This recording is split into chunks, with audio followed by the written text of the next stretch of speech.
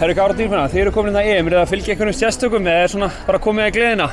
Herðu, systir hennar Dýrfinnu er Guðrún í liðinu, þannig að við erum öll fjölskyldan komin til Manchester að styðja og fylgja þessu.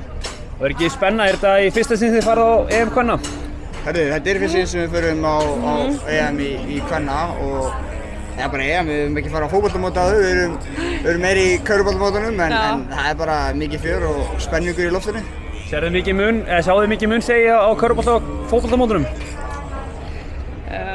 Já og nei, við fórum alltaf að kalla 2017 EM.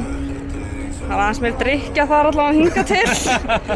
Já, það er kannski erfitt að sjá svona, við erum bara rétt fyrir fyrsta leik og við sáum við stemningunni í dag. Klukkan náttúrulega bara 11 þannig að það er kannski á eftir að koma. En ég held að bara með þessari veðri og svona, maður smá með svona fiðring einhvern veginn, þannig að það er mikið spenningur og fjör sko. Eru þið bjartsýn á gengi Íslands og leikinn í dag? Alveg klárlega. Já, ég hef trú á þeim, trú á stelpunum. Alveg klárlega, við erum búin að stúdera þetta vel þannig að við erum mjög spennt og bjartsýn sko. Hver er svona næstu uppáhalds í liðinu eftir Guðrúnu? Sko, ég elska Glódísi. Hún er bara, mér finnst hún geggjuð í öllu sem hún gerir. En, já, ég finnst Munda líka. Þú eru einhvern Haukamann? Já, svo eru bara klárlega.